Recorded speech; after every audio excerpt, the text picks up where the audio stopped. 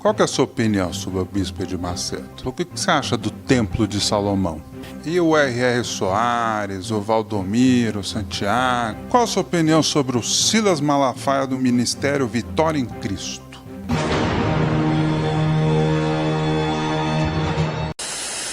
O Macedo me disse na minha cara, ele falou, deixa eu te dizer uma coisa. Por amor, ele usou a palavra amor. Por amor aos meus objetivos, eu faço qualquer negócio. Eu dou cheque sem fundo, dou plicata fria, minto, faço qualquer coisa desde que eu atinja o que eu quero atingir. O Macedo um dia me disse que ele não queria alcançar o povo que pensava. Ele falou, esse povo não dá dinheiro. Você, por exemplo, é um anunciador do Evangelho que pesca com as melhores iscas. Foi a expressão dele. Você pode pescar com pão, com camarão, com minhoca, com carne. Eu só pesco com merda. O povo que eu quero, sabe aquele bagre da lama? É esse povo que gosta de bosta.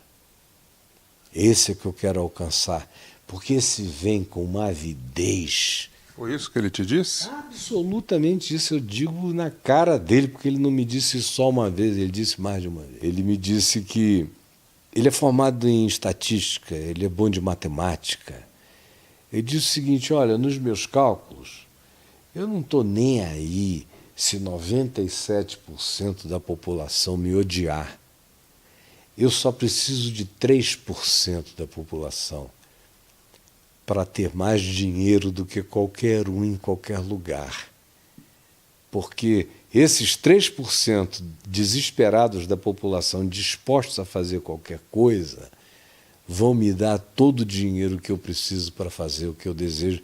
E ele nunca negou que ele tinha um projeto político, não para ele encarnar, mas para ele controlar, e que o projeto de mídia era um projeto de dominação, de enchimento de templos e de controle e supremacia do que ele fazia, dizia, ensinava, influenciando o ambiente político.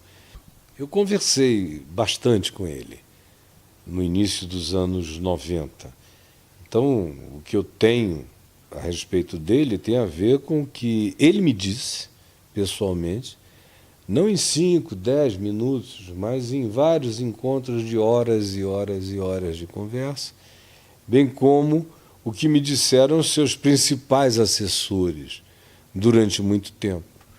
Houve um período em que, por mais contraditório que eu fosse em relação aos pastores e às lideranças da Universal, eles me tinham em grande respeito.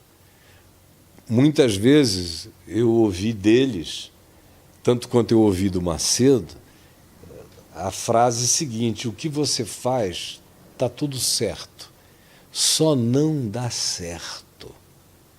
O Macedo chegou a me dizer, aqui na minha igreja está proibido pregar que Jesus levou os pecados dos homens na cruz, está proibido dizer que está tudo feito e consumado por Cristo na sua morte e ressurreição, porque isso tira o pânico que faz o indivíduo doar. Eu preciso é que isso não esteja presente aqui.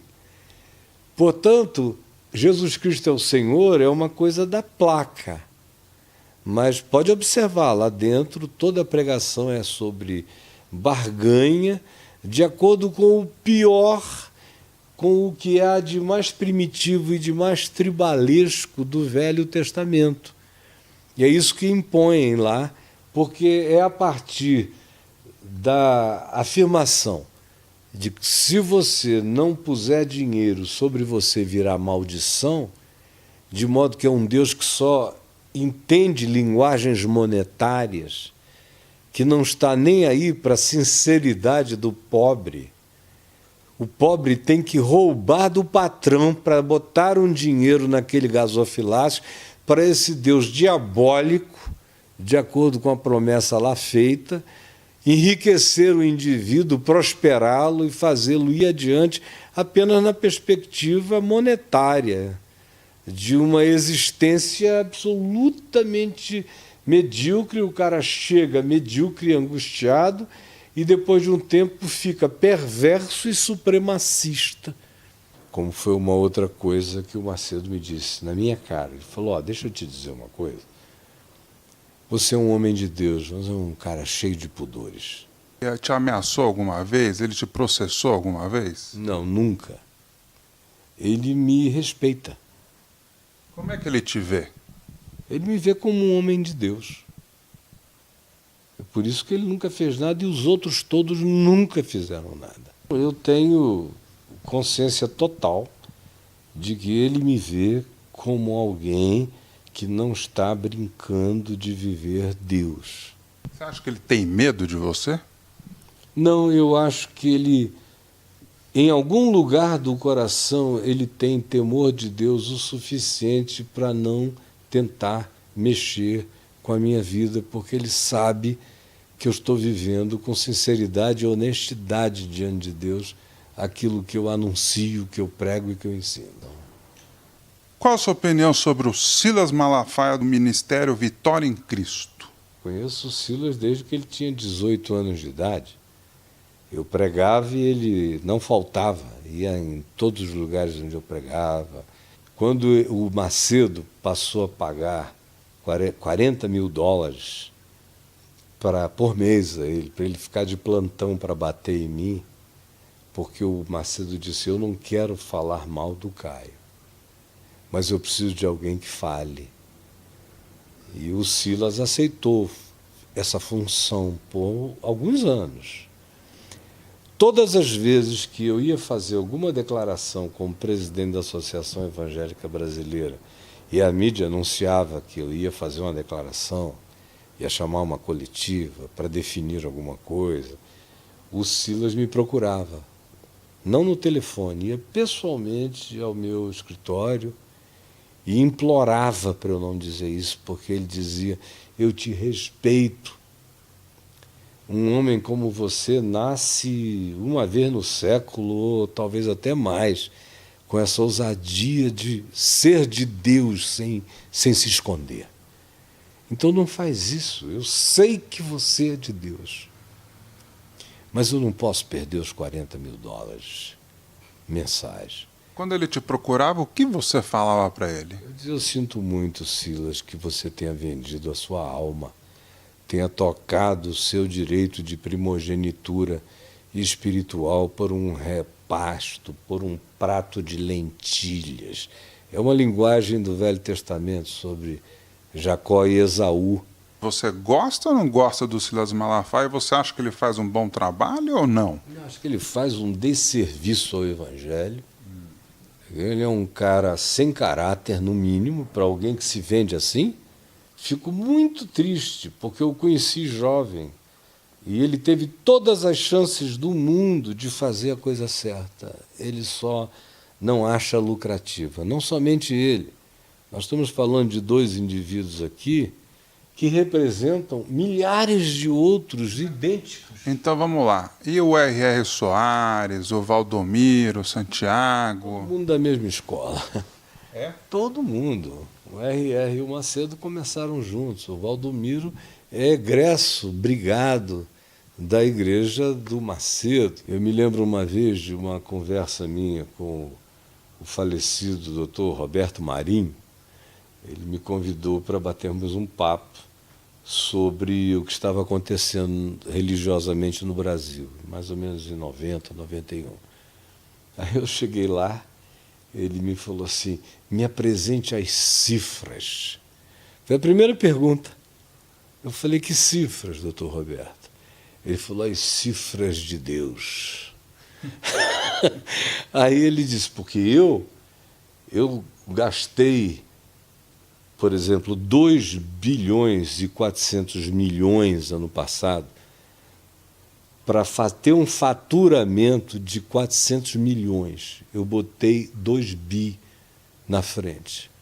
Agora, a Igreja Universal, por exemplo, e o Macedo, eles não precisam produzir nada, eles não têm que ter nada para apresentar como produto. Eles vendem o invisível, o intangível, que nasce de dentro das crenças das pessoas, é um produto para ser vendido extremamente barato como produção e que traz lucros extraordinários. O senhor sabe quanto é que eles ganharam no ano passado? Eu falei, por acaso sim, 1 bilhão e 200 milhões. Ele falou, pois é, devem ter gastado 2%, 3% para oferirem esse resultado. Eu tive que botar 2 bi para ganhar 400 milhões, então não dá para competir com esse produto. Eu falei, o senhor tem absoluta razão. Como na história humana inteira, por que a política nunca se divorcia da religião? Porque a maior commodity com poder de arregimentar interesses populares que são manipulados pelo condutor político, não tem nada com mais força do que fazer isso em nome de Deus e por Deus. Foi o que Constantino fez com o cristianismo, que não tem nada a ver com Jesus, é uma invenção de Constantino, do Império Romano falido, e que, não tendo como arregimentar, juntar, jungir o império todo, aí ele disse, é aqui que está o poder de reunião do império. A história inteira dá um testemunho de Deus como a principal de todas as commodities e o melhor de todos os negócios. O que você acha do Templo de Salomão? Acho uma idiotice, cara perversa, pagã. Qual que é o significado daquilo, na sua opinião? Ele tentou tomar o direito de primogenitura de representação de Deus. Então, o Templo de Salomão, no Velho Testamento, era o elemento de natureza sagrada. No paganismo judaico, na prática religiosa estreita dos judeus que Jesus denunciou, e denunciou de muitos modos, não só dizendo que Deus é espírito e que não é em lugares que ele habita, isso tudo não serve ao processo de enriquecimento da religião. A religião precisa de torres, precisa de significados e simbolizações materiais, precisa que sejam grandiosas, precisa criar o espírito supremacista do crente, que diz, eu faço parte daquilo que é o mais relevante e poderoso em nome de Deus na história. Ou seja, o Templo de Salomão é a declaração suprema do Macedo de que ele não quer absolutamente nada com o Jesus que nasceu na manjedoura, que foi criado em Nazaré, que viveu e priorizou a dor, a angústia, a necessidade humana. Ali o que importa de fato é a impressão. Ele está vendendo a impressão do poder de Deus. E as pessoas, na sua ignorância e também na sua estupidez, sentem-se profundamente atraídas por esse tipo de coisa. O Templo de Salomão é a expressão suprema do marketing do supremacismo do Macedo.